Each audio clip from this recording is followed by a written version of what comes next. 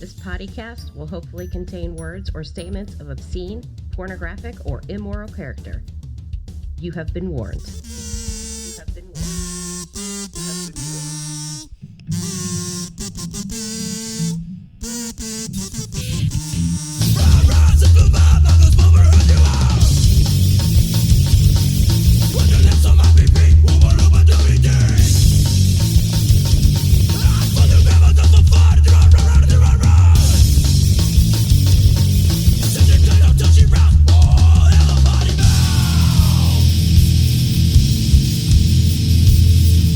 All right, fuck it. Fire it up, sister. Firing up. Woo! All right, dude, I'm gonna fuck you. I'm not doing it today. I don't feel like it. I'll do one. All right, you do it. Bring it.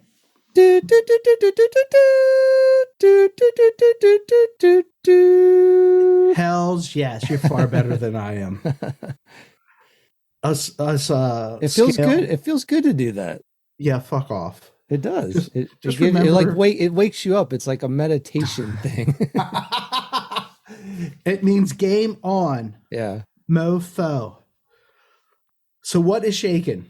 Well, I have some things to talk about, but I'm more curious to hear about your day yesterday because I think your day was probably way cooler than anything I had to talk about.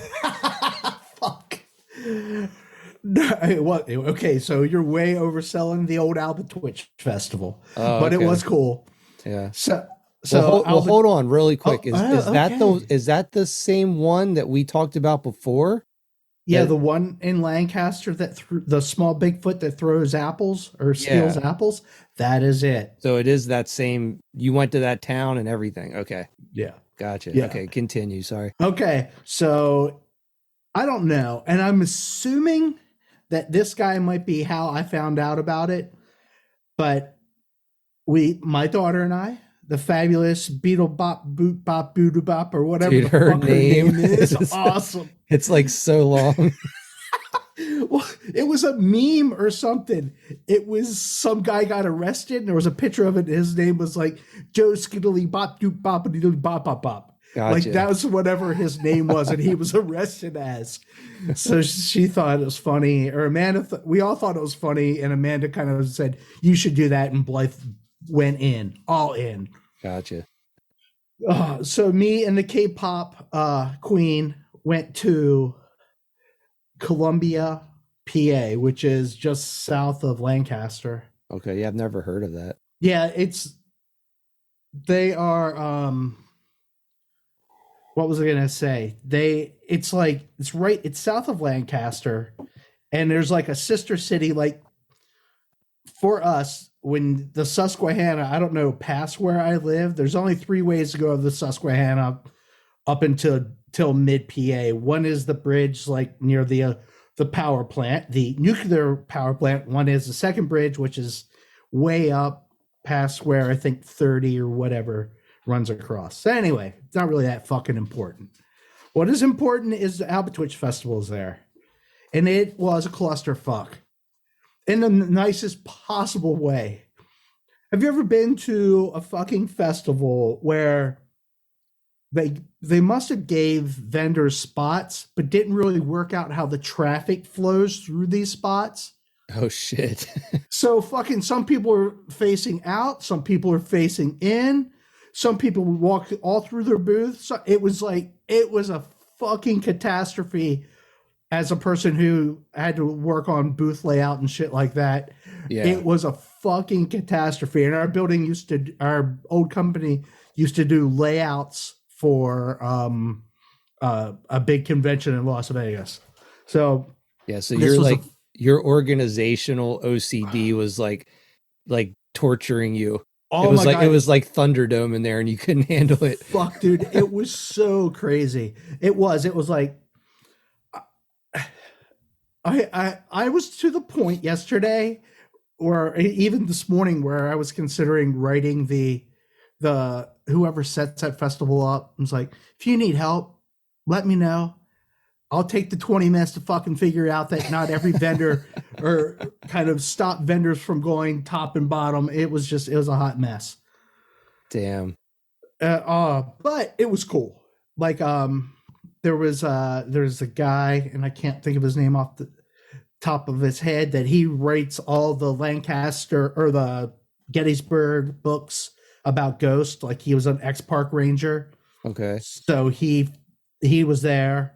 And then there's a podcast, a fairly popular podcast called Strange Familiars, and this dude writes and draws, and he was there too. So I got a signed book from him because he did a book on the haunted bridges in Gettysburg. And apparently that's the shit. Like where we go is cool, but apparently there's like two fucking bridges where they see all kinds of weird shit.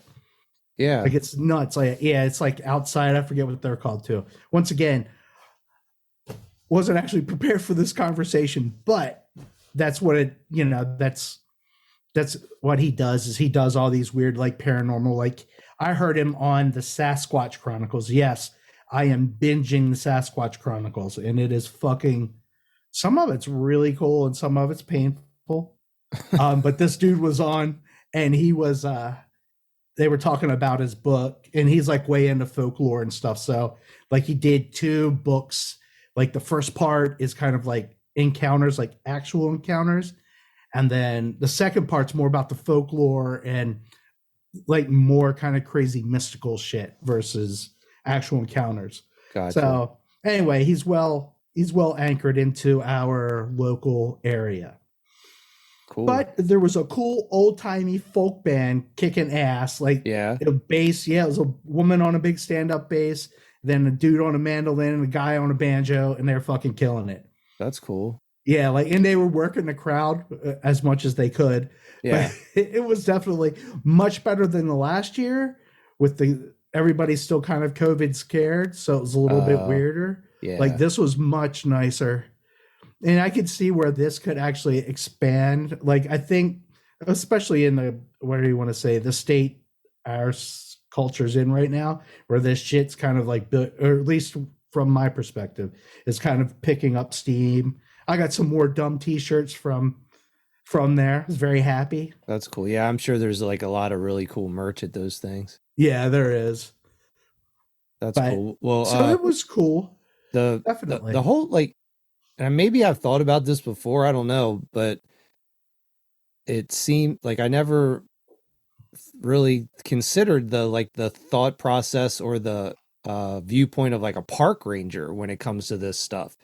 It's like, especially if they're sort of like a, for lack of a better term, like a non-believer kind of person, I'd be really interested to hear like what they have to say, like, because they're, not really partial to any like opinion one way or the other, I guess. Well, and like what weird shit did they see that they were like, hey, maybe this shit is fucking real or something. Yeah, so that definitely is kind of what I think started as a non-believer, and I think all of a sudden there started being stories, and like certain rangers wouldn't go to certain parts of the park. Oh, like really? There's like, or they would hang out. Like I think there was just little stories that just started to get passed around. So he started collecting them. God damn it, I can't believe I can't think of his name. But so I was like stoked last year because he was there, because there was like nobody there. Like the COVID beat the shit out of that festival. Yeah. And also too, I wonder like how much of, like, I mean, let's face it, like where we're from, you still live there, but it's like, there's a lot of creepy areas. I mean, just fall in general on the East Coast is like, can make any area that's like not creepy in the summer become creepy in the fall and winter. So it's like, if you're a park ranger, you're sort of going through the psychology of like season changes at your job. So it's like, you may be out one day and there's an area you're always in the summer that seems like peaceful and like pretty. And then, but in the fall, you might start seeing some weird fucking shadows and trees are making crazier noises and get your mind like all tripped out and stuff. So yeah, it's kind of cool. I've been thinking a lot about it because that's what I listen to. And I was like, there's a stretch from our house, from below your grandmother's, like that hollow that runs up to the railroad tracks to basically the turn. Yeah. that used to fuck with me even when I was older. Like it's only like 100-yard run, but it's like it's got the old stone wall that runs the whole length of it. The other side's all woods, but it's just like the canopy and stuff's really tight and close and dense, and it fucked with me all the time. Like I think it was the only place where I'd get like willies. Like fuck, I gotta get out of here. No, I mean, that's funny you brought that up too, because I definitely, I don't know if I was ever as maybe freaked out by that area as what you were, but there's there's definitely an energy transfer that happens when you drive through that area.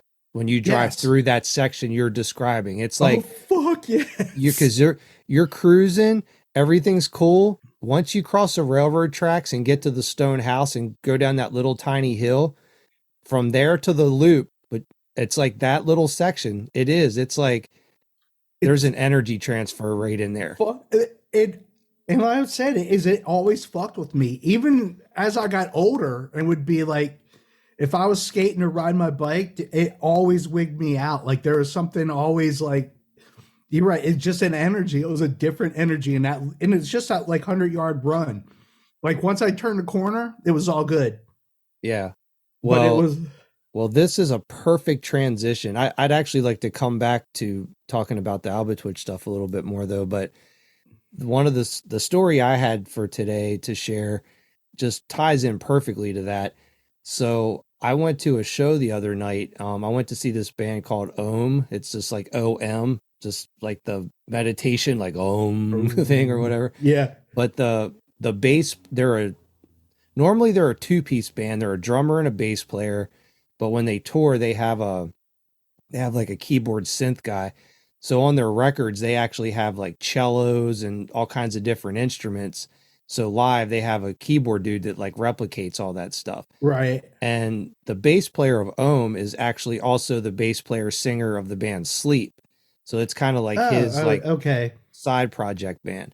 And their whole thing is sort of their whole, I guess, like aesthetic is their like psychedelic spiritual stoner rock kind of thing, but they actually have like sort of like Buddhist monk chanting on the records and stuff. So it's like all this sort of like meditation monk stuff tied in with like this like really heavy like Sabbathy kind of sound and stuff musically. But anyway, the show was at this club right up like 5 minutes from my house, and I went up there. And so over the last like month I've been and we may have talked about this, I can't remember, but I've actually been experimenting with microdosing a little bit. And No, I don't think if we did, it was just touched on it. okay, yeah, so over the last month a friend of mine got me these like mushroom gummies. So it's basically like a weed gummy except they're like psilocybin gummies instead. Um so he kind of told me what he was taking to achieve like a certain effect, and his tolerance is way higher than mine. And like over the years of hanging out with him, like whenever he's like I'm doing this much, I'm always like I'm going to do half of that cuz like I know his tolerance is like way gnarlier. So these gummies, they're probably like they're like the size of like a Mentos is how like would describe the size of them.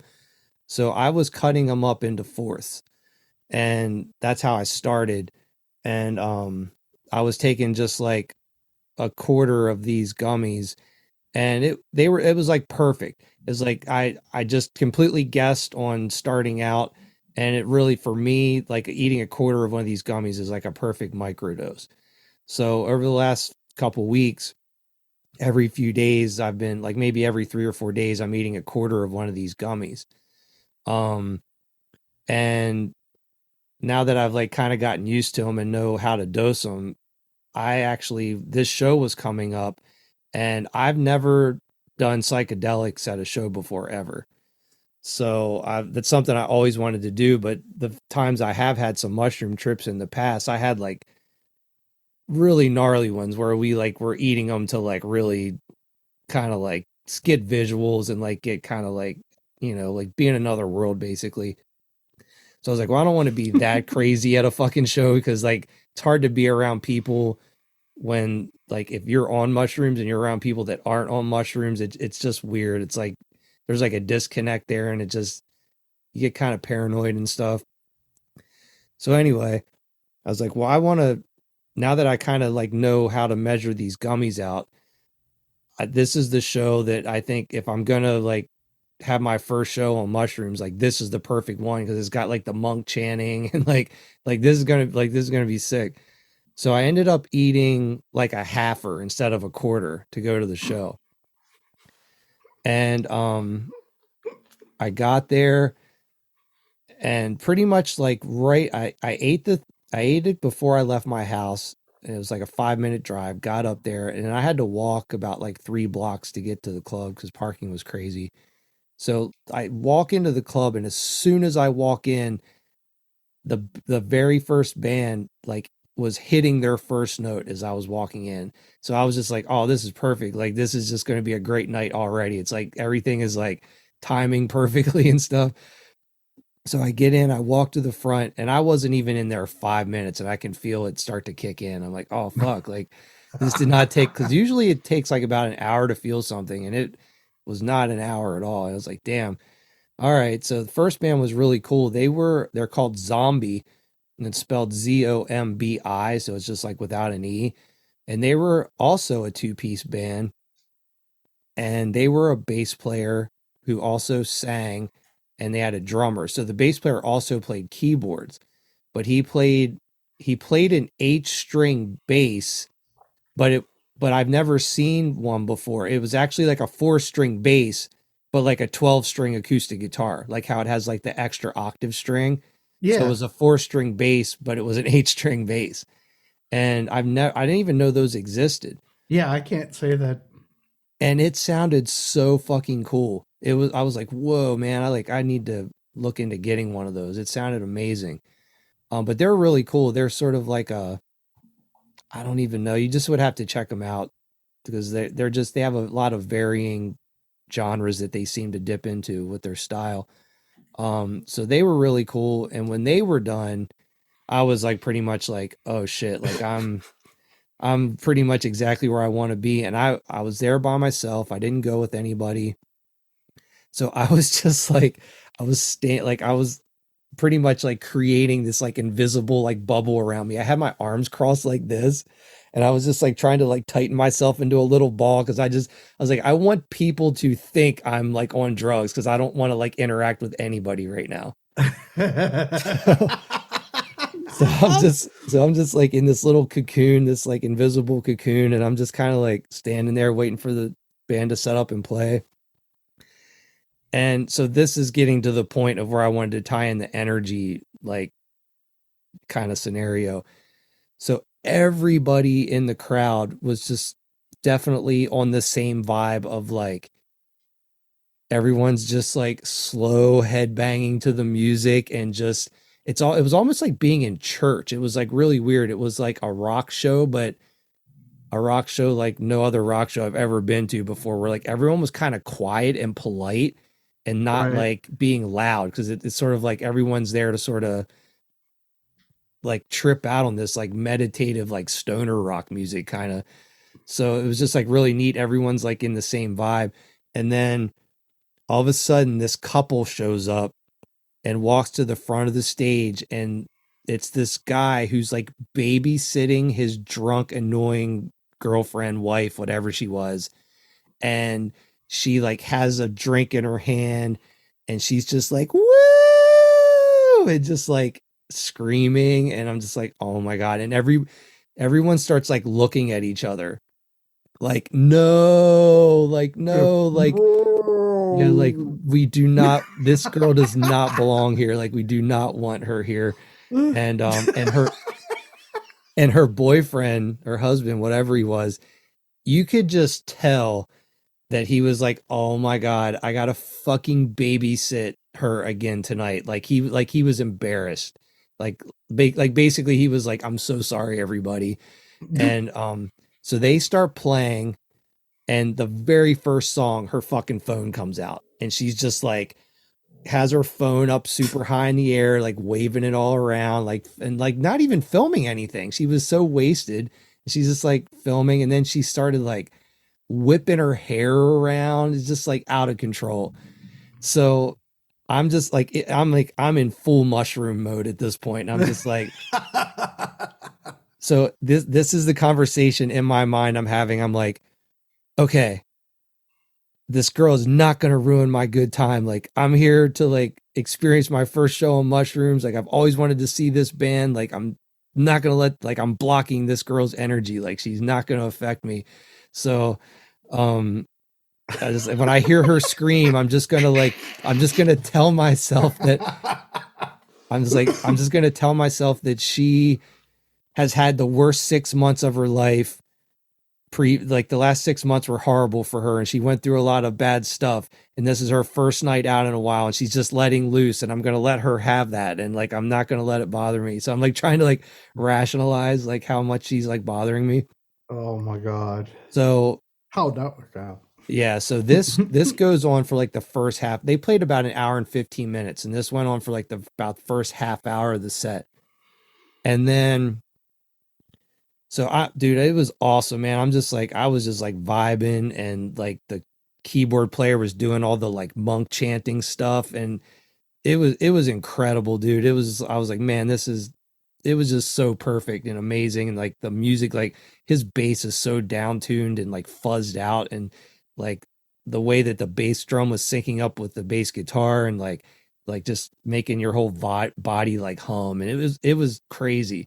It was so awesome. And then, so I had my eyes closed. I'm in my little cocoon. I'm like rocking back and forth, and I hear like this noise, like people talking, and like kind of like commotion going on.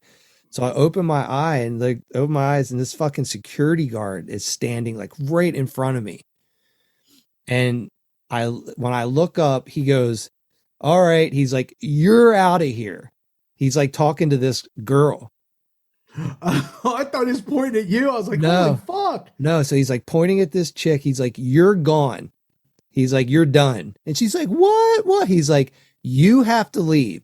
And then he looks at her boyfriend, husband, or whatever. He's like, "You can stay if you want, but she has to go." He's like, "So you either have to get her out of here and then you can come back in, or you need to leave with her." So in his mind, he was probably like, "God damn it." He's like, "I want to like stay and watch the band." But obviously, if he fucking doesn't leave with her, like his next 3 months of his life is ruined. So fuck, she might not remembered. Yeah, I don't know. So they get fucking kicked out. And I'm telling you, like, if anybody ever has like, if anybody ever wants to argue that like energy doesn't exist in the ether and like around people and like an energy transference between people, like, you're wrong. Because like I was like so perceptive to that chick's energy, and when she got kicked out, it was like you could seriously, there was like this collective like exhale of relief between everyone in my general vicinity. Like you could feel the energy transfer of like people being like, "Thank God that girl is gone," because she was like ruining it for everybody.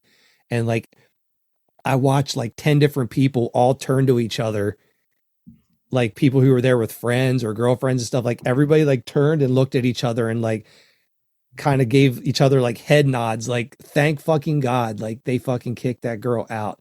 She was like spilling her drinks on people and stuff. Okay. So she was out of it. Yeah. And so for like that was like the first half hour, like the first half of their set that was going on. And then the last half, it was just like smooth sailing and like everything was awesome. But that was so long and drawn out story. But the point being of all that is that I've done mushrooms like multiple times, and that's the first time I've ever done it around that many people and actually experienced human emotion, but like on a actual like transcendent energy level. It was like really weird. Yeah. I don't even know what to say about that. Yeah, there's nothing you can say. And honestly, I've had these types of conversations with people before where it it's really hard to explain mushroom experiences to someone who's like never done it, or just hasn't ever had like maybe that exact experience. So I don't know. It's just it really is. It's like it's a whole separate language. It's like unless you've had the experience, you can't like relate it to someone else. It's kind of Yeah. like when people used to tell me about seeing things and like hallucinations. And I'd be like, what are you even talking about? Like that can't be real. And then when you finally experience it, you're like, holy shit, like you do fucking see crazy shit and like stuff breathes and like, yeah, it's weird. So, So I haven't done that shit in fucking forever. It had to be, I think, like my 25th birthday or something. I had that big party that we had at my apartment. okay. But seeing shit, the coolest fucking thing was I had a 20-gallon fish tank that it was a tall one. It wasn't like, I it think I wasn't, remember that. so it was a tall fucking fish tank and it had, I don't know. I think it just had like a goldfish. I really liked, oh my God, I can't even think what they were called. Moors. Like those ones with the big fucking eyes and Yeah. big long. They're really nice and pretty. But anyway, I fucking fed them, and the shit went through like it was on gears, like the food going through the water. It Uh-huh. was the fucking coolest thing I'd ever seen. Yeah. Like I was laying in bed laughing my ass off, and Jen was like, "What?" I'm like, "It is so fucking cool!" Like it did. It just the the the food kind of swirled, and as it swirled, it felt like it was actually on like gears. So it would hit one gear, roll down, and it was like it was all in Yeah. this motion.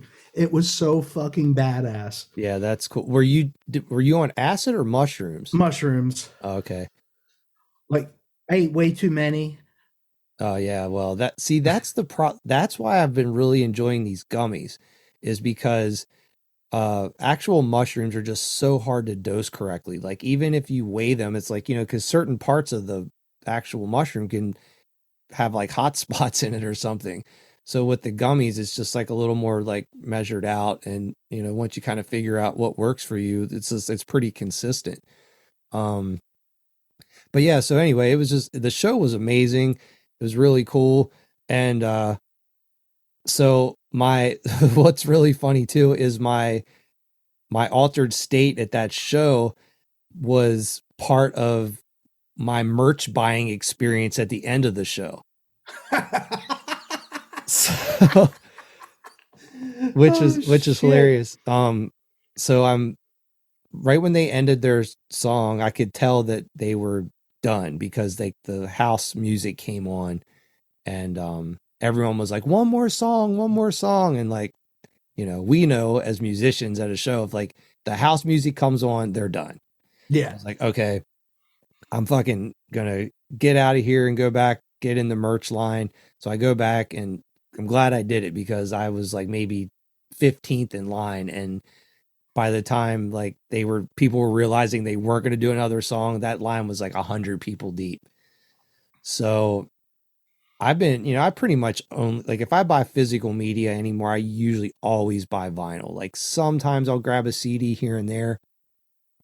Um, but so I'm in line, and they had both of the records that I like by them. They did have on vinyl, and I was like, okay, I'm gonna like get the vinyl because it'll be cheaper at the show than buying it like online anywhere. But then I was like, yeah, but hold on. I was like, if their songs are really long, so there's a good chance that the records will be like double LPs. And I was like, this is a band that I think I don't want to flip the records. Like if I'm ever listening to it at the house, I want it to be like a continuous like Right. onslaught of the music and like not have to flip it. So I was like, this is like my mushroom mind in the line. I'm like, okay, like what should I do? I'm like talking with myself in my brain about like, I really want the vinyl because it looks cool and like it's a gatefold and like it probably has like cool shit inside. Oh, But fuck yeah. I was like, what's more important though? It's like I want the musical experience to like be uninterrupted. And I don't want to have to like flip the record. So, and then I can listen to it in the car because I still have CD player in my car. So I was like weighing all these pros and cons. So it's like the line's getting closer and closer to my turn. I'm Oh like, my oh God. fuck, like what am I gonna do? So I get up there and I just like pulled the trigger on getting the CDs because they were like way cheaper. And I was like, I just want the uninterrupted experience. And so got the CDs, came home, got up the next morning. So I was like, well, I'm gonna get on eBay and Discogs and just look up the vinyl and see what the prices are. So I'm like, God damn it. Like, so their records are already going for like 60 to 70 bucks and they're selling them for 30 at the show. But so I was like, man, I knew I should have got the vinyl, but then I was like, okay, whatever. But where I decided that I made the right decision is I actually cleaned the house yesterday. Like it was like an all day deep clean, like getting ready for like fall and winter and stuff. And I put the CD on and I listened to the one CD probably like 8 times back to back yesterday and like just had it on loop and it just like kept going and kept going.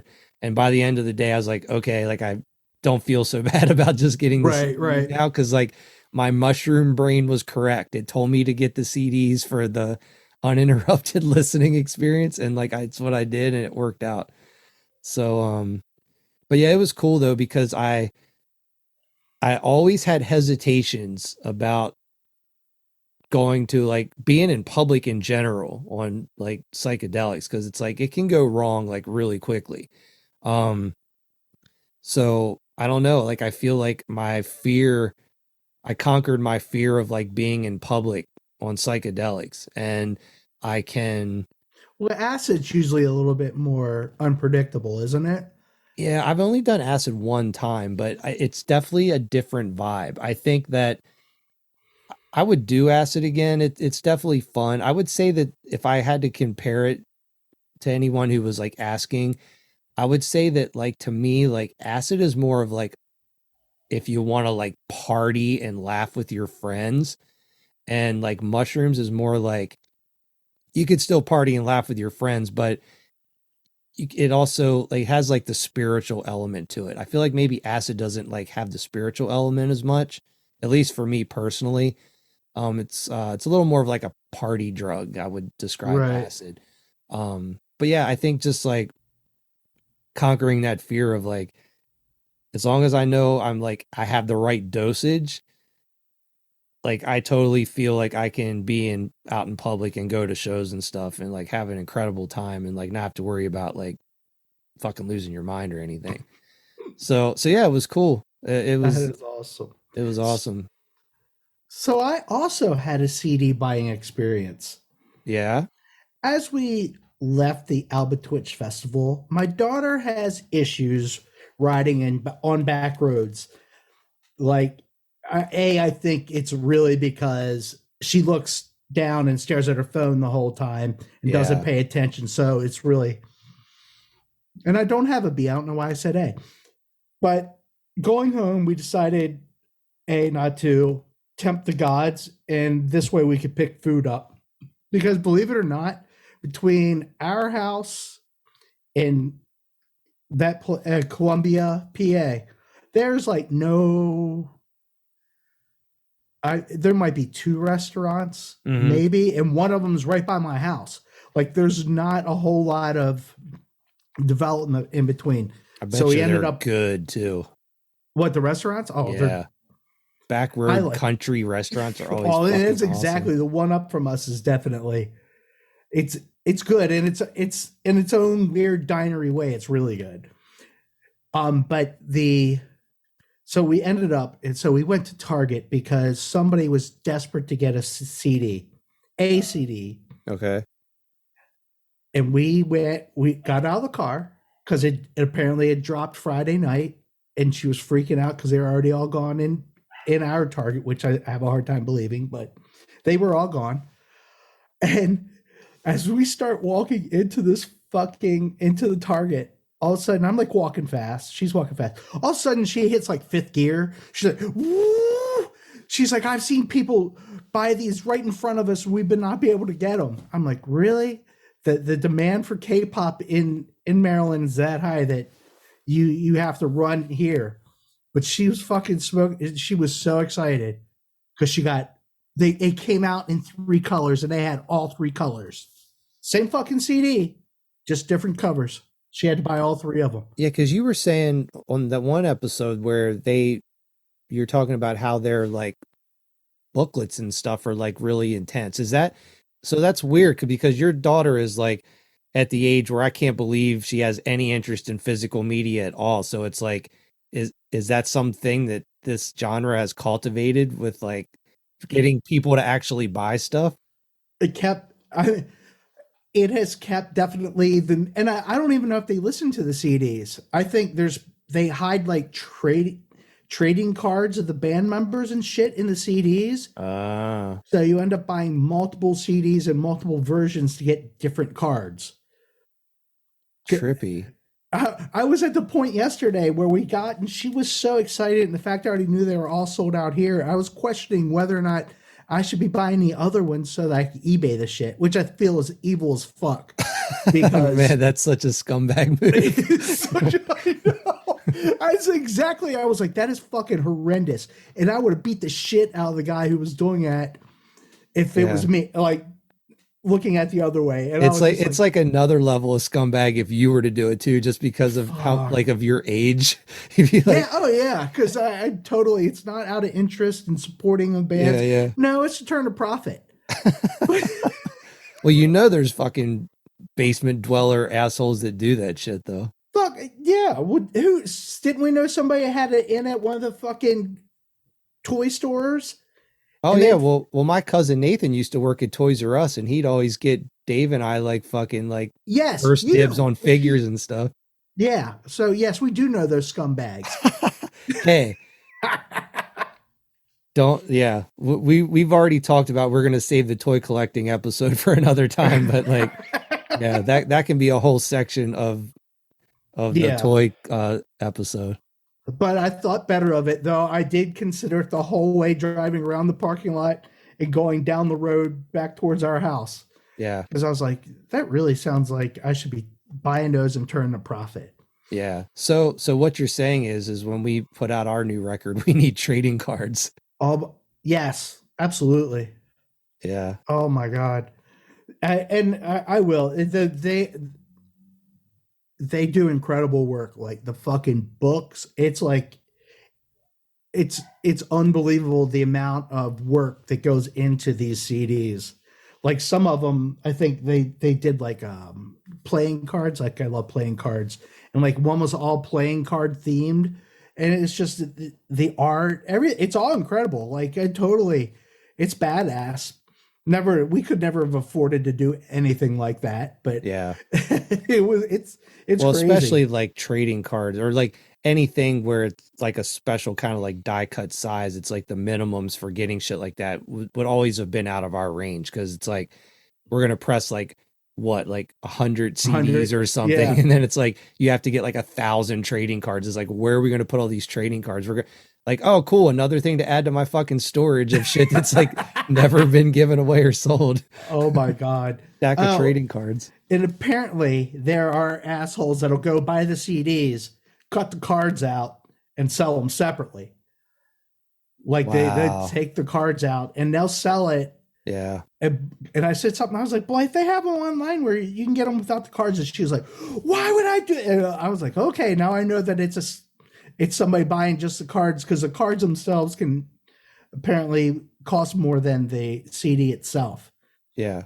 So does she actually have a CD player in her room that she could listen to it if she wanted to? Or is she? Yes, she does. Okay. But like her and her friends and people who consume this type of music are mainly, it's like a companion piece to listening to the music digitally, is what it sounds like. Yeah, I think so. I doubt half those CDs ever get played. I doubt 1/10 of those CDs ever get played. And how much is like a CD at Target, like for something like that? Well, those were apparently $27 a pop. Oh, wow. But you said they have like big booklets and stuff in them and stuff like that.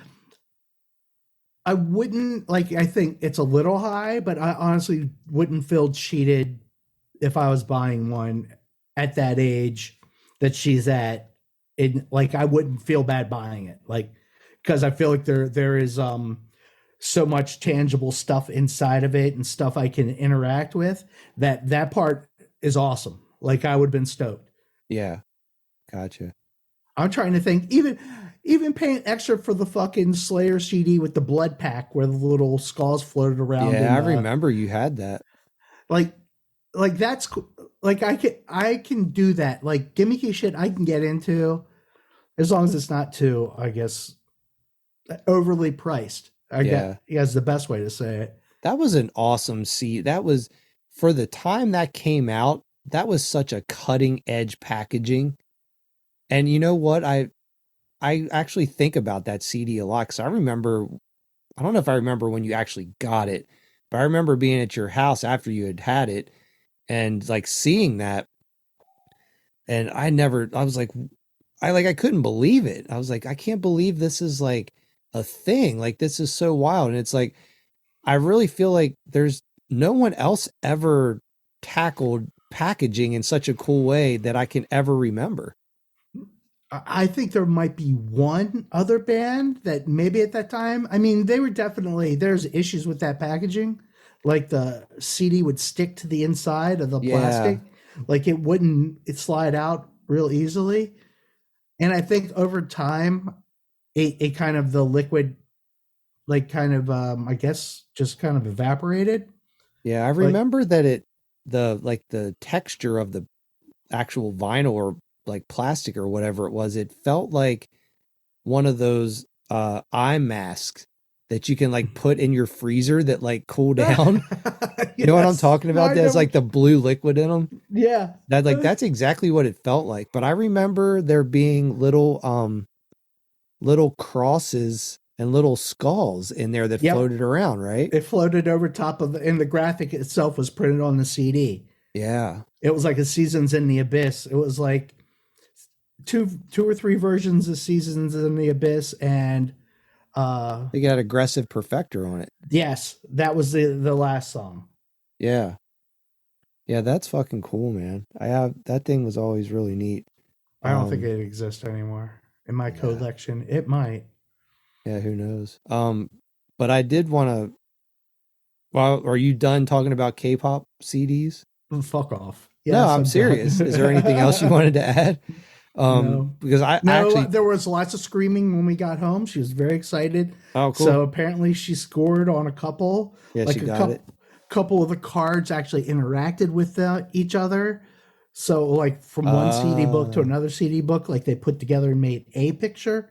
Oh, so cool. Yeah, she was fucking screaming. Yeah, there's like, they have like a whole thing to that, huh? That's wild. Oh my, it's ridiculous. That's cool. It's like, I don't know anything about that genre of music, but I do respect, the physical media aspect of it. It's cool. Yeah, like that part's fucking badass. Yeah, like someone your daughter's age actually being hyped on like buying something music related. I think that's fucking awesome. It is. It's actually badass.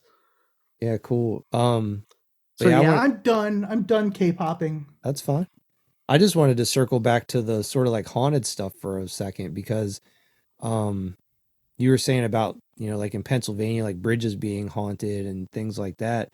When I was back visiting last time, and Dad and I went to Gettysburg, and we like drove through the battlefield there and stuff, and he had like pointed out a couple spots in the battlefield that apparently have like some like pretty major like ghost activity.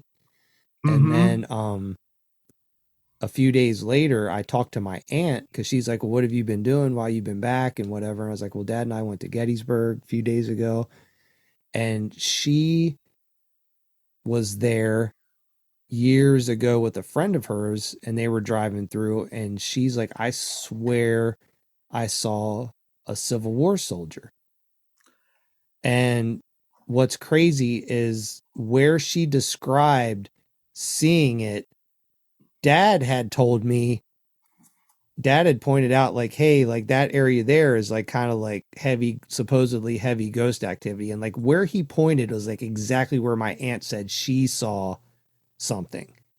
Was it on that rock? I can't think of the name of it. It's Oh, it's like a rock face. There was a big battle. I can't remember.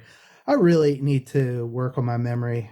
Maybe I not need to whatever old people take for increasing my memory.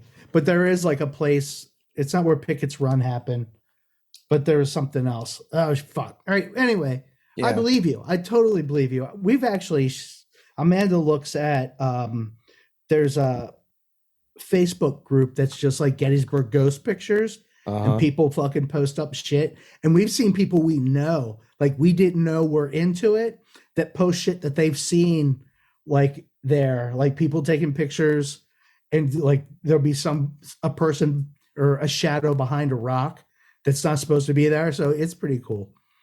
Yeah, that is cool. Well, the little hollow we were talking about near our house, um, I mean, I'm sure you already know this, but just for people listening, the whole area where we grew up, I mean, it was like heavy, heavy, heavy Civil War activity.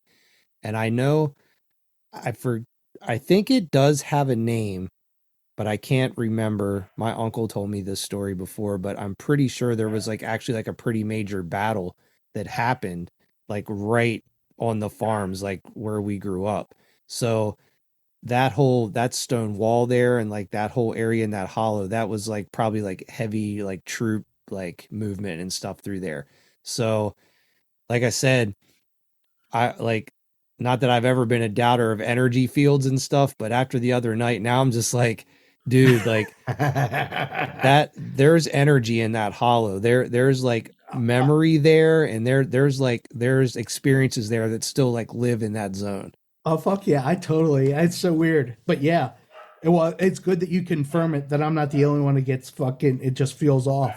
Oh Like it no. is just so crazy. I always thought it was just me. I always thought I was just being like a little fucking pussy. And like Me whenever I'd too, like but ride my bike or skate through there, I'd always like try to skate faster to like get through yes, there. fuck yes, yeah. It's always, and I mean the road. I always loved our road because it was super smooth because it was old, and the tar was so old that it just basically smoothed out, and Yeah. it didn't bubble in the sun. It was Uh-huh. just like nice and fucking glassy Yeah. compared to like any time they fucking redid the road and destroyed it.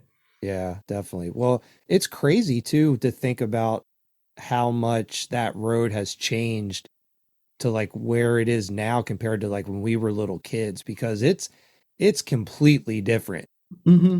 Oh Because yeah. that road, like when you would leave your house, like going out to where the T is, where you can go left or right on Sterling, if you would, I mean, that road was only like a one lane road basically when we were kids. Yeah. Oh yeah. And now it's fucking it's a cut through. Yeah. I mean, if Yeah. people use it People to run fly from through there. Downsville, fuck yeah, towards Williamsport or into that industrial park. Yeah, it's crazy. Yeah. Like my grandmother, we used to walk up there when I was a kid. I had like little, what was it, the radio flyer wagon? Is that what those are called? Yeah. We would take that up to that hill there at that T and ride the wagon down to the railroad tracks. But you could That's like, balls. yeah, my That's grandmother would balls. do that with me. Oh my god. Yeah, that shit was sick, man. That we would go so fast, and like think about like trying to steering those things with the handle. Yeah. Like she'd be in the back and I'd be in the front, and she'd have her hands on the like the handle and like steer that thing down that fucking hill. It was gnarly. That is so crazy. Yeah. Yeah, dude. Fuck that. Yeah, my grandmother, she was fucking pretty fearless, man. Well, she was also really young still too when I was a kid. I mean, I don't know though. I mean, she was 39 when I was born. So she was probably like 45 when she was Hey, doing look, that. That's still and I pretty can tell gnarly. you at 45, no, I wouldn't have fucking done that. I would have Yeah. been no. That's a horrible idea. And that's when the road was fucked up too, like potholes and super rough and shit. And what Yeah. happens when you hit the fucking railroad tracks? Well, I think Because we would those bitches weren't smooth. yeah, that was kind of always the thing, I think, is like being worried about making it to the tracks. But I think we would always kind of stop like maybe like I don't know, 20 yards before the tracks. You kind of run out of steam by then. Yeah. Fucking crazy. Well, so today our idea for the main topic is we had so much fun doing the playthrough and listen back of Clevenger that we're going to do the first Lawn Dart demo today. So let's define fun.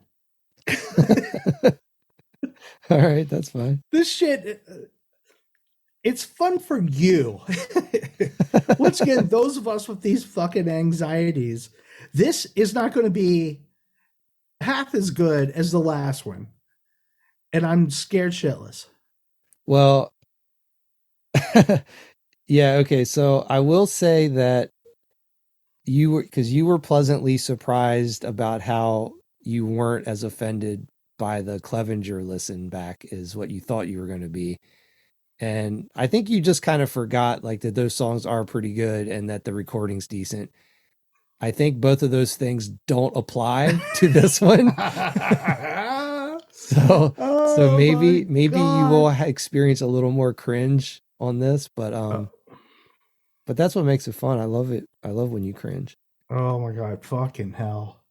So yeah, so without further ado, let's get this going. Oh, I don't know. Is there anything you want to say about this before we start it? I'm trying to think why we recorded it. I guess because we were playing shows. And I think early on, and we talked about this before, is like come to the conclusion is like you need something for people to walk away with. Yeah. At the end of the day, especially without social media and streaming platforms, you need something that somebody could take either, God, why would you make a copy of it? Make a copy of it or do whatever, but you needed something to take away. You know, Mike Sokol, he was a machine because he did that shit for us. Yeah. Yeah. Well, Like, he did everything for you guys, right? yeah. Yeah. So Yeah. that's actually a cool place we could start because there's a lot of history with that guy actually with all of us because he recorded you guys. He recorded the demo we're getting ready to listen to. He also printed the cassettes. Yes. And then because of you guys having your experience with him, he's also the guy that made the Bomb Threat Crazy Wax Stupo demos. That is awesome. He did the Pank. Did he do the Pank one too? I'm not sure about that. But like my guess is he probably did like the Slopjaw demo, if I had to guess, because that would have been around that same time. Did he do the Clevenger demos, even though he didn't record them? No, we recorded everything with that guy. Also, he did the cassettes and everything. Oh no. He made the cassettes. Zokol made the cassettes. Yeah. But we gave him whatever master, the ADAT or whatever to get that done. I just remember, so I only ever met Mike one time because I guess he was just always doing stuff and his wife was his secretary at the office. I don't know if did you ever go there? I did. Yeah. I went there a couple times. Yeah. And I think I did figure that out or find out because I think I used to call there a lot. This guy was awesome though, because he was doing it because he liked it. Like he loved recording or whatever, because he was an electronics repair guy. Like that was his bread and butter. Oh, that's right. Yeah. He was a repair shop. He wasn't, but he had this stuff and he just, I don't know. I almost think I just out of the blue called him out of the phone book. Yeah. Yeah. Like I went through the phone book and tried to find somebody who because we knew we weren't studio ready and we didn't have a fucking lot of money. Yeah. So I swear to God, we found him out of the phone book because I can't think of anybody that used him before we did. Which is awesome because I never knew that. So, I mean, just the fact of using a phone book, that just is hilarious at this point.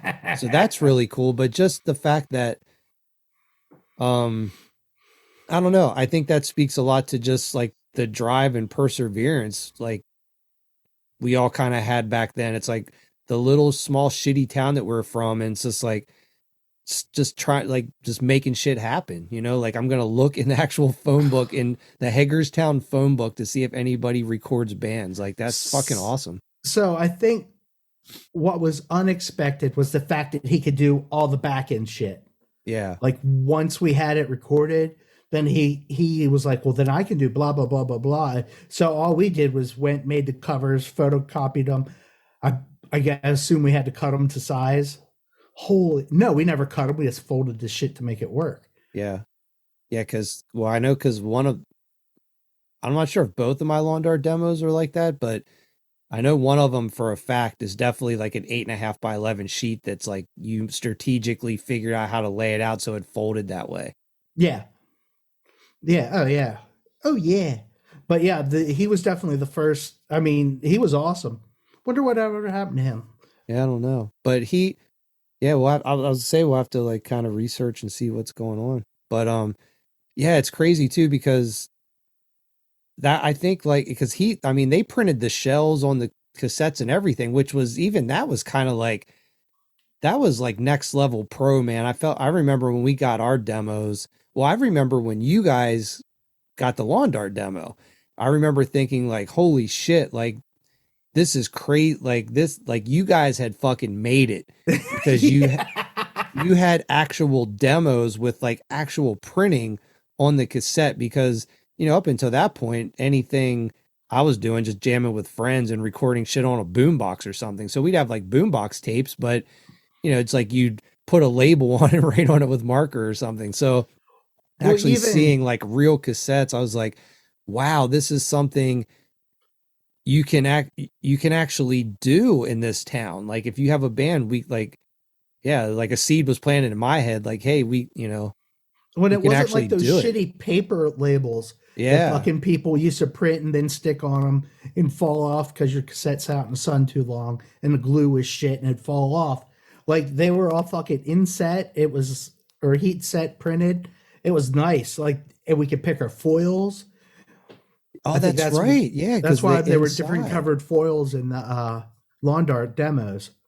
Yeah, I mean, you know, this is really cool. I honestly, I don't think I ever thought about this in these terms before, but I think you guys, at least in our circle of people, you set the stage for like the beginning of that, of like knowing that we could get like shit made professionally. Or we could look the part, act like you know. I mean, Yeah. Fatal Force, I think, was the forerunner because they Yeah. had shit, but they actually had a label. Well, Dave was a label, I Yeah, like guess. I said, I mean, Yeah, there's definitely other local bands that yeah. definitely had cassettes and stuff, but like in our inner circle, you were the ones who like I think planted that seed that we don't just have to have boombox tapes. Like there's places that will like make real tapes. Well, I think I think with a version there were so many fucking the Dolby noise reduction into double cassette deck recordings was a fucking curse Yeah. because It took so every long. yeah it was and it just anything you mixed and tried to get off of your because I know that Straightforward and us rented a PA and got mics and we did a bunch of recordings and it was like no matter how good it came off the board, not saying it sounded good, but when you threw it into like a tape deck to start making copies, the fucking noise reduction kicks in. And like I think I did most of mine at Kate's house Uh-huh. and her dad's cassette deck. Like he had the best cassette deck out of people I knew. And but it fucking had that built-in noise reduction so you could never get like it just ripped all the high end and clear stuff out of it. I think that's why the version demo that I have drives me nuts is because of that fucking noise reduction. Yeah. Like it just takes the edge out of everything. Gotcha. Yeah, I mean, it's just like overly excessive compressor, basically. Yeah. So here I'll add into this is I Yeah. think I'm it's so much easier for everybody to produce music and stuff. Like we would have went nuts. Well, we do go nuts still, Yeah. but there's still a level that you miss. And Cooper was talking about he listened to the Committee demo and he just bought a new car Uh-huh. and it has like a fucking surround sound system built into it. Right. And he was complaining about the sound of it. Like it was just, I was like, dude, that is one of the fucking hardest things, especially now with the spatial recordings and stuff like that. Yep. They have to start accounting for all that. I was like, dude, that is so fucking hard. Because I remember with the aversion stuff trying to get it right, and you'd be like, nope, nope. It was fucking killing Yeah, me. like taking it out to the car and listening and all that stuff. Yeah, it's so fucking hard. Yeah. Well, going back to Sokol though, I remember so you guys got your tapes done there, and then we're like, well, that's where we're gonna do our tapes. So like I said, I met Mike like once, but I always dealt with his wife. And I can't remember her name, but she was the nicest, sweetest lady. And I remember always like having like when I would go in there, just like the fucking stuff we're like bringing in for them to make. It was always like I was so like embarrassed, like, oh Embarrassed. my God, like this lady's so nice and she's always so cool to us. And we're like bringing her in this like ridiculous, offensive bullshit to like make copies of. And Oh shit. yeah, she like always remembered our names, um and I'm not 100% certain about this, but I think that they had a they had a kid, or they were somehow related to a kid that used to come to Bomb Threat shows. Oh really? Yeah. And I'm pretty certain about that. I can't 100% remember because I think the kid was in a band called In Control, I believe. And I think he was somehow related to the Sokol people. I don't know if they were his parents or like aunt and uncle or something. I can't remember. But anyway, those nice people made our fucking garbage music for like a number of years. So did Sokol come out to the farm and record you guys? No, we never recorded with him. He only pressed our cassettes. Oh. Yeah.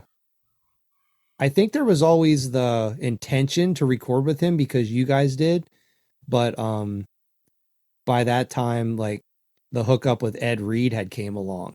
Yeah. Oh yeah. And I think just for whatever reason we just decided to go with Ed instead of Mike. So I don't remember. Dave might remember. Someone else in the Well, band might remember the reasoning for that. I don't know.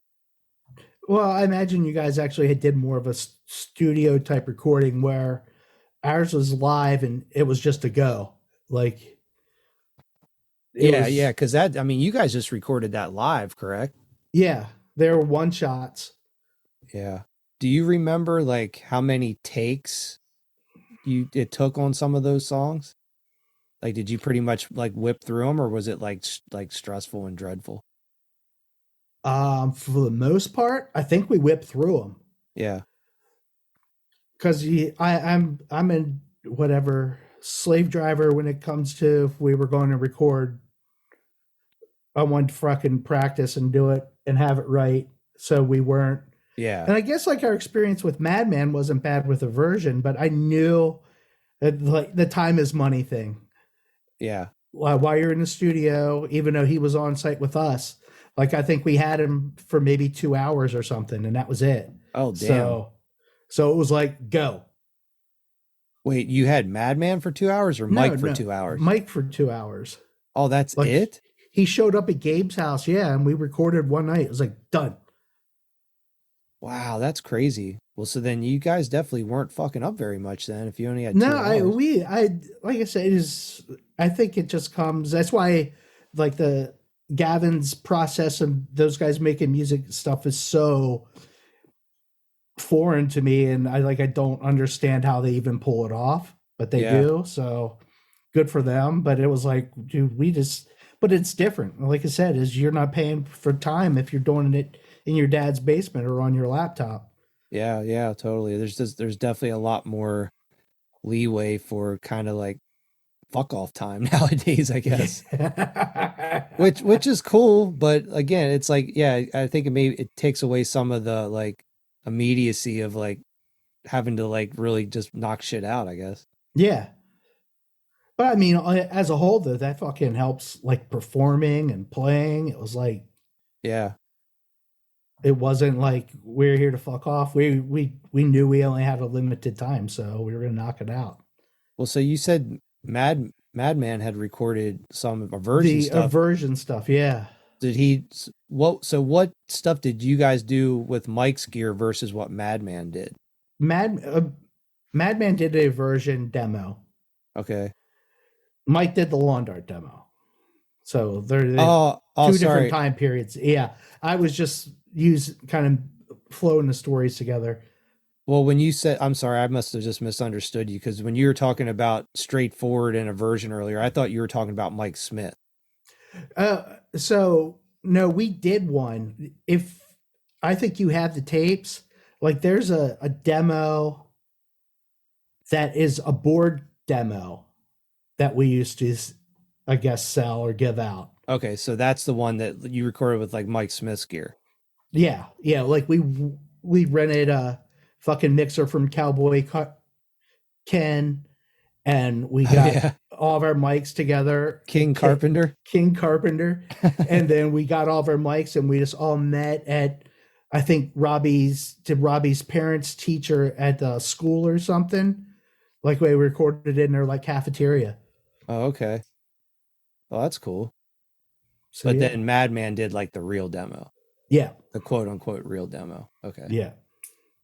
Well, that's cool. Yeah, we'll have to I'll have to have you sort of like suss out which of those recordings are which, because I actually don't know that. So I'd actually even like to know that. Well, I would like that.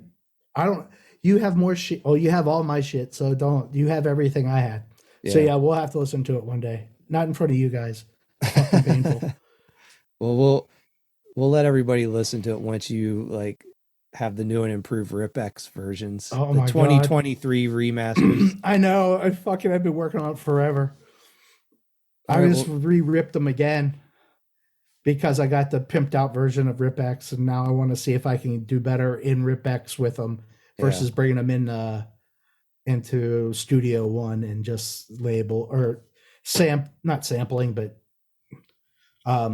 remixing and trying to clean up tracks just with effects and stuff. I want to see if I can get it done in RipX. It might be much better. That's cool. Hell yeah, dude. Well, let's get this going. I'm excited. Okay. To dive into this. I'm taking a piss. All right. Well, potty break then. All right, potty break. It's time for an official Potty Mouth Podcast potty break.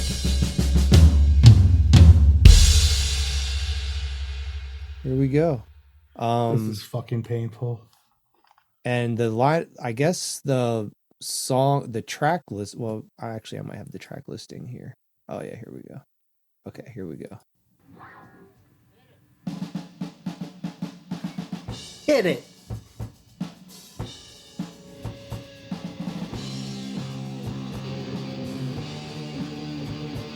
That was me fucking up. Yeah, I was like, I honestly don't think I've ever noticed that before. Is that you coming in late or something? Yeah, fuck off.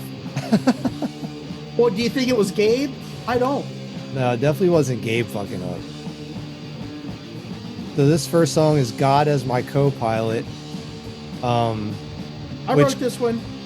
Yeah, I was going to ask like who wrote this. This is my first song, or at least that beginning was.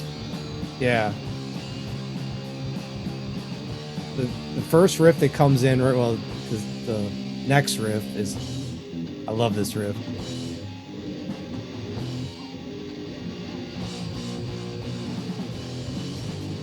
So this was the very, very first song that you guys taught me when I was in the band.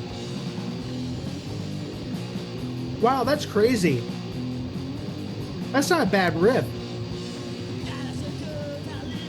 Yeah. The vocals aren't very good. The one thing I noticed too is in the break where that riff gets played before it comes in, there's just like so much like guitar bleed, like where you like weren't cutting the notes off, you were just letting it ring. Yeah. Likes big-breasted, sleazy babe. Was it God loves big-breasted, sleazy babes? Is that the line? Yeah.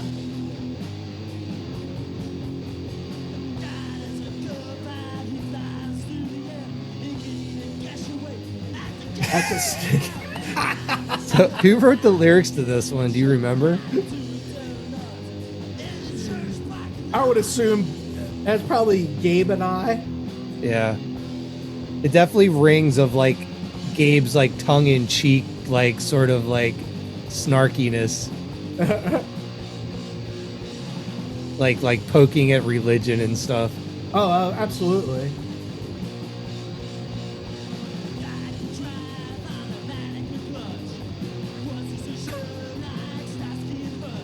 Watching a show like Starsky and Hutch.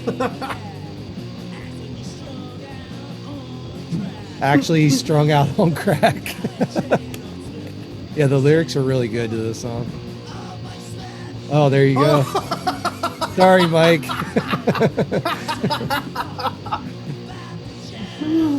Love you, Mike. Hey, I didn't write those lyrics. I don't have to apologize. That is fucking funny.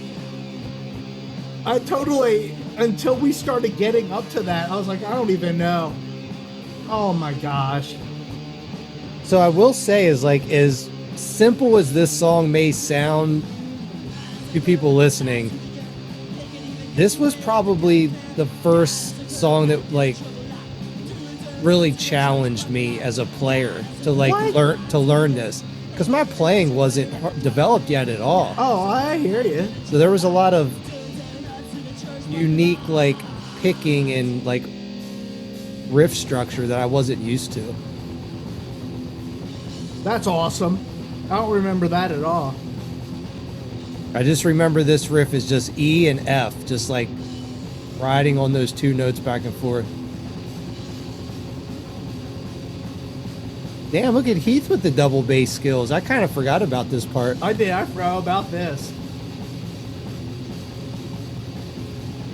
I know we talked about this before, just about the sort of like apples and oranges style of Heath and Ramon, but he's a fucking badass drummer too, man. Oh, fuck yeah. It was definitely, like when we met him, when he was going to join a version, I was like, yeah, he can do this. Yeah. Totally. Actually, I lied. This is my first song. Okay. Yeah, so I remember this. I remember learning this song, and I remember this. This is the song that when you guys taught it to me, I remember having the thought that I knew I was like out of my league. Oh shit! You're a moron. No, because this song has that weird riff in it, and I was like, you guys were trying to show me how to play this riff, and I remember struggling with like trying to learn this riff, this part.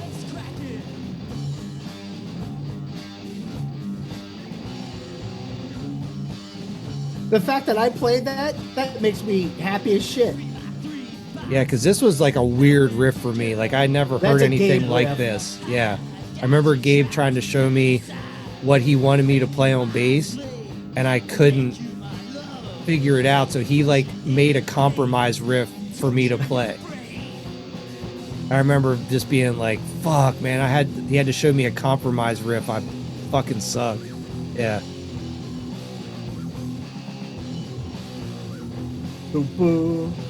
It's not horrible. You can definitely tell we weren't writing at the same level we were coming out into the other. Yeah, you were still in diapers on this demo. Oh fuck yeah.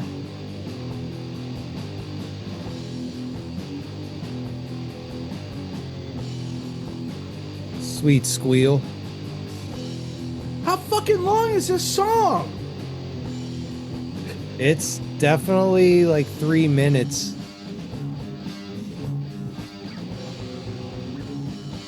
It was funny because like this riff is like it's like Dead Guy before Dead Guy was Dead Guy. Mm-hmm. He always loved those weird fucking jazz chords. Yeah. Yeah, because there's a very similar feel to that riff and the Vomit Snack riff in Peepin' Tommy, the song Peepin' Tommy.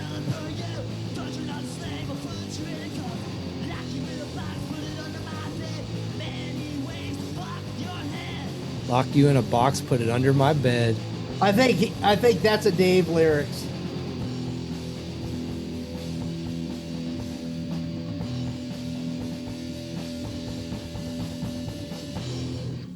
So I really like that song. Maybe could have been structured a little differently. Fuck yeah, that's what I was saying about the infant stages of our songwriting.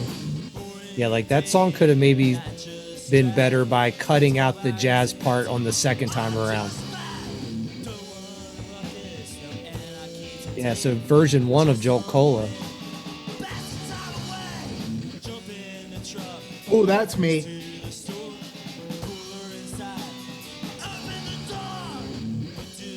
But this sounds so good for being fucking Gabe's fucking basement. Yeah. I think we had to leave the garage door open so that the sound would actually travel out and wouldn't bounce all around into all the mics. Yeah. If I'm yelling right now, it's because Jonathan hasn't fucking turned the volume down on this shit, and I can't hear a fucking thing.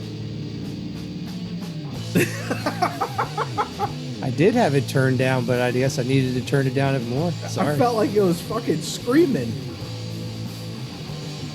So once again, this song makes me laugh.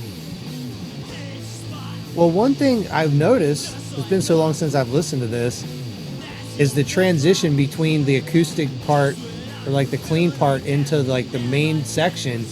He does like a cool like roll build-up thing, and that isn't in the second new version. Second version, yeah. Oh, You guys it's a like Clod completely cut in that. my Clod hoppers. Yeah. And I realized that that was back when I was in love with Betty Page. Yeah. Oh, the layout, yeah. Yeah.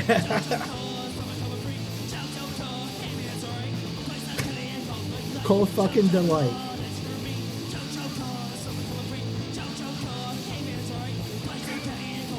So fucking horrible. Yeah, this version definitely does have like a different feel than the second version.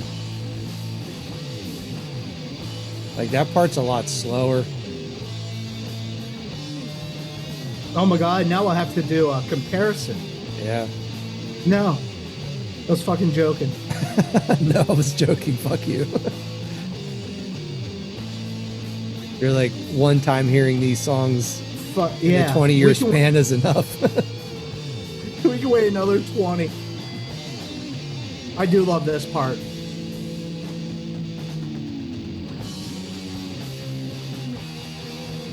That's got to be your riff, the rhythm riff there.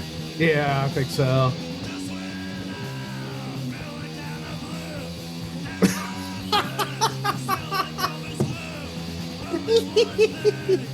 Oh, fucking awesome.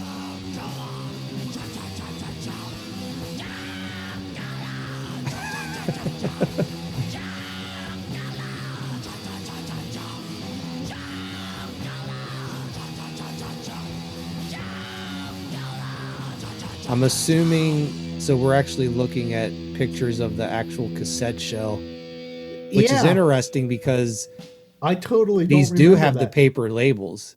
Yeah, and I don't think mine do. Like, I think the one I have downstairs is totally fucking,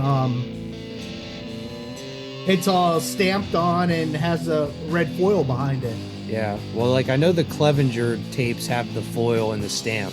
Maybe that's what it is. All right, Mike, I'm taking some of my praise back. So then the booking information, I'm assuming one of those is Gabe's number and the other one would be Phil. Do you recognize the phone numbers? Because they're both or like West Virginia area code. Probably Gabe and Dave. Oh yeah, Dave, huh? So yeah, the infamous "Love to Change the World" cover. Love this song. Yeah, this was awesome. So I think the 4 songs that we've heard so far, these are the 4 songs that I knew how to play when I was in the band. And maybe bingo too. I can't remember. I think I did. That's on me. Yeah. That's on me. I'll take credit for that one. Or none. Don't know what to do.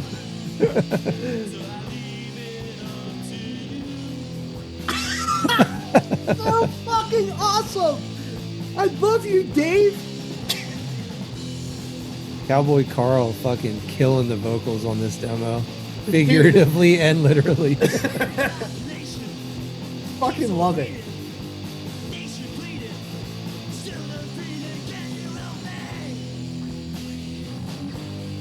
And I think this was a song that Gabe and I used to fuck off with. Like, Gabe would play it all the time, and it just ended up becoming part of the set. Because I always just ran rhythm for him. Yeah. I do really love his lead that he plays in this, too. Oh, fuck, it's awesome. The sick bends at the beginning are so cool. Oh, my God.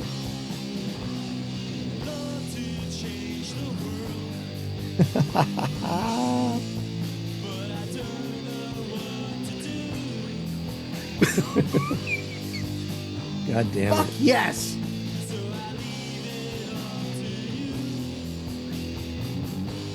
What? This is the one that guy reviewed us and totally slaughtered us.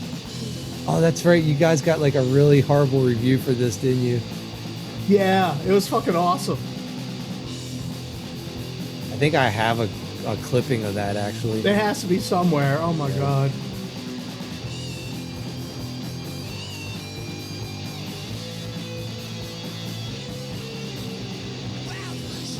Hell yeah.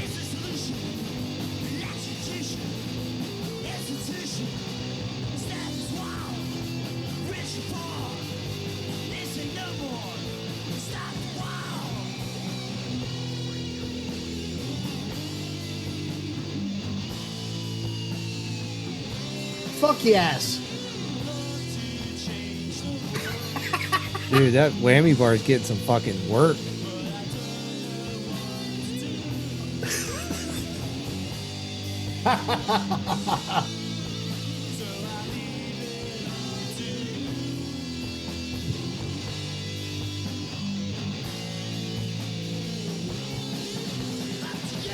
Well down. I mean, not that it's any surprise that like Gabe was on point, but like the fact that Yeah. you guys recorded this live and like this was like one take on that lead, it's like so ripping. Fuck, dude.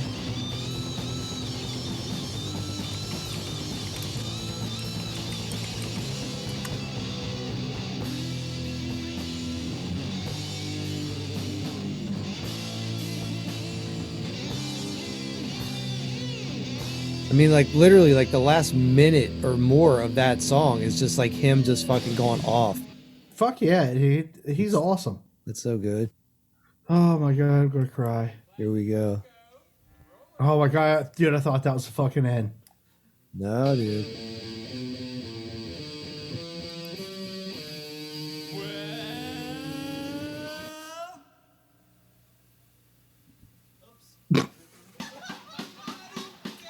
He fucking forgot.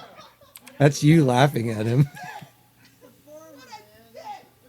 You That's calling me. him a dick. Fucking forgot how to sing the goddamn song. That was, I guess that was Sokol going So okay. cool, yeah.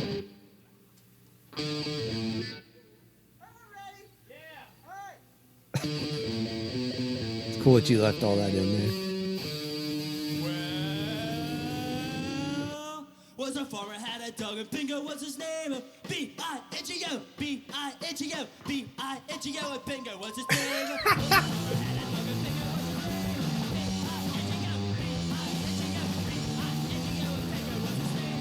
So like, yeah, what was your motivation for wanting to do this? Like, where did that even come from?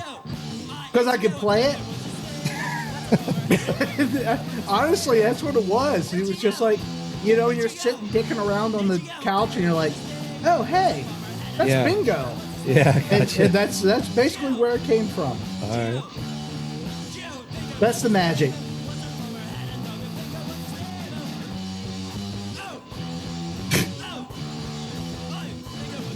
Did he say oi? He did. I think Greg was there, and Greg kept telling him, daring him to do a oi. Oh, cool. I think that's who it was. It was like, you need to do it. Oi!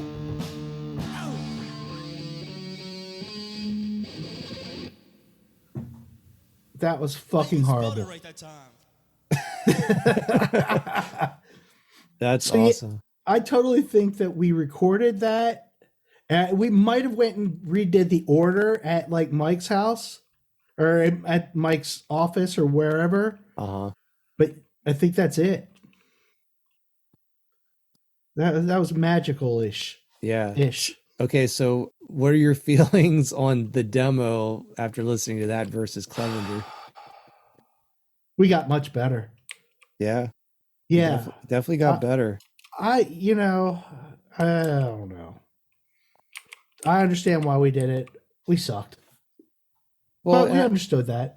Well, I think back to your point from like earlier where you were saying, just of needing to have something to give to people at a show or whatever, and maybe adds like some legitimacy to what you're doing when you have something to give away or sell. So it kind of maybe adds something to making you feel like you're more relevant. That could totally be it.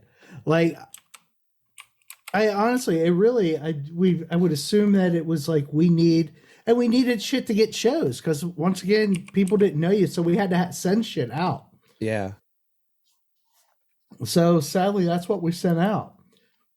Dude, it's so hard to get shows nowadays. I've sent out multiple requests to like play shows over the last few months and like crickets. And really, yeah, it's crazy because people. So I think we may have like touched on this a little bit before, but like two things I have working against me is I'm only one person. So promoters and clubs are like, you're not going to draw anybody because you're just one person. right? Like if you have like 4 or 5 people in a band, like each person's going to bring 2 or 3 people. So that's, Oh, that's the thought. Oh, Lord. So there's that. And it's the social media stuff. They see that basically they like look at your Instagram and see that you only have 200 and some followers or something. Like they don't give a fuck about you. Jesus Christ. So it's like, it's like really tough nowadays to get a show because people just don't even want it. You're a liability. They're going to lose money if they give you a chance. Thus the magic of the pay to play, I guess. Yeah, I don't know. That fucking blows. Things are definitely a lot different than when we started out. People would actually give you a chance and stuff, and it's just not like that anymore. And I think the boys are killing it right now. Like they have shows galore. Yeah, no, it's totally. fucking nuts. Like we would never.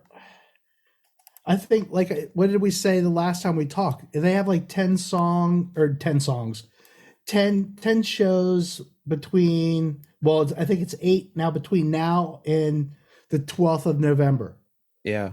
Like fuck, we never had anything like that. I think if we had a month of shows, that was pretty fucking awesome. They're in that really good phase of sort of like starting out where they have well I mean, bottom line, they're really good at what they do. Like they're coming into their own very quickly and they sound really great.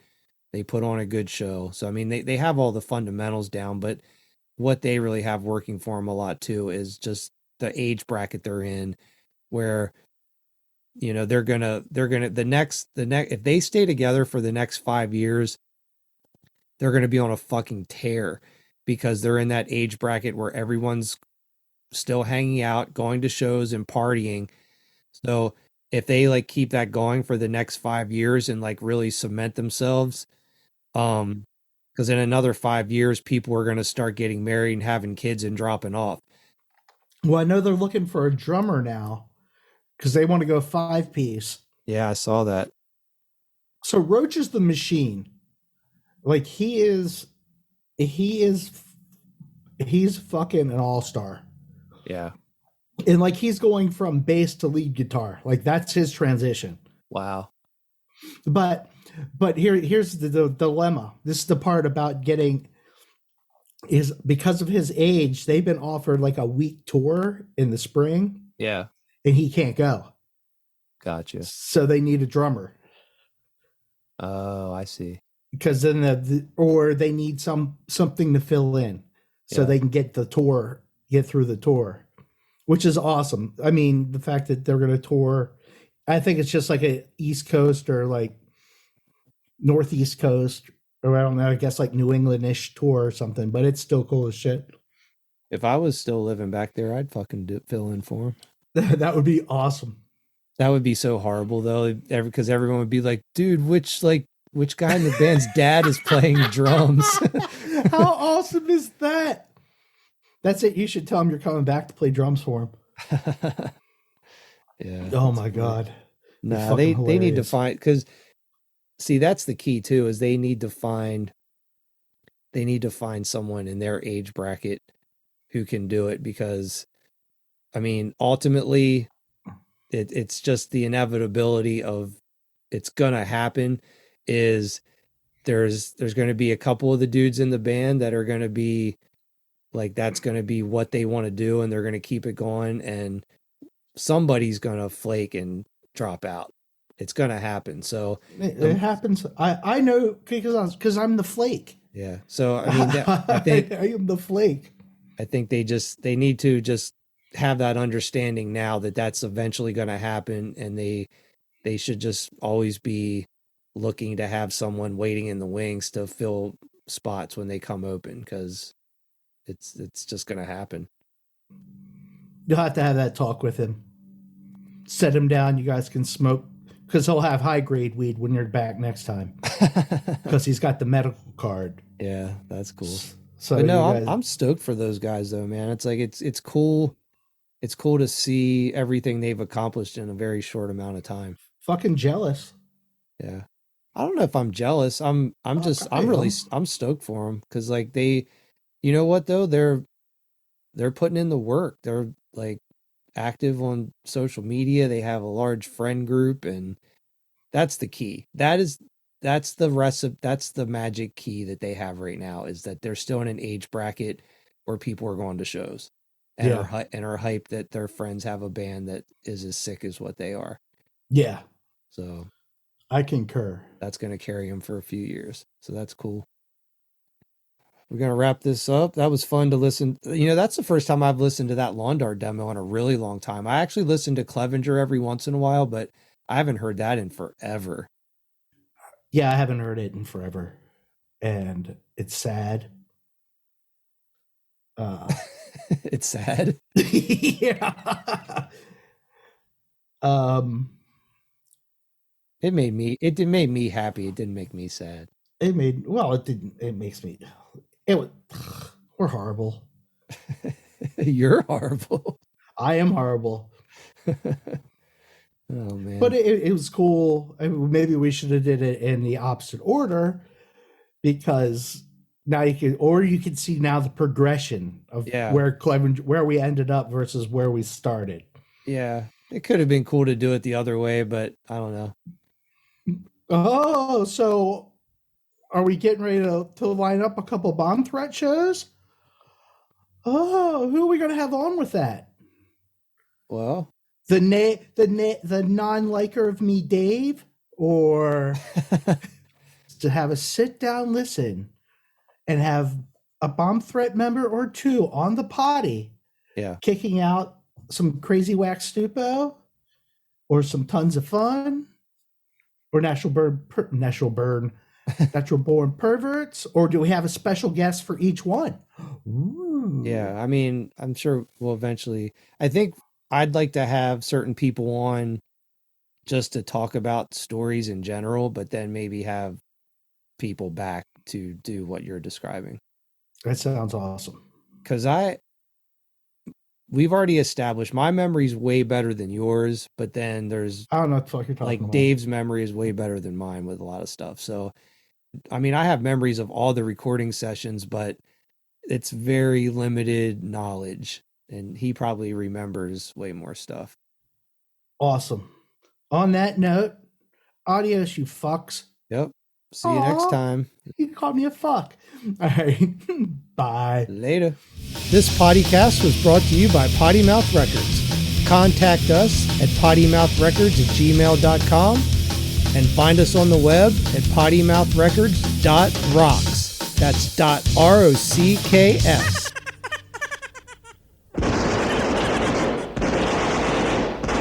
Top that, bitch!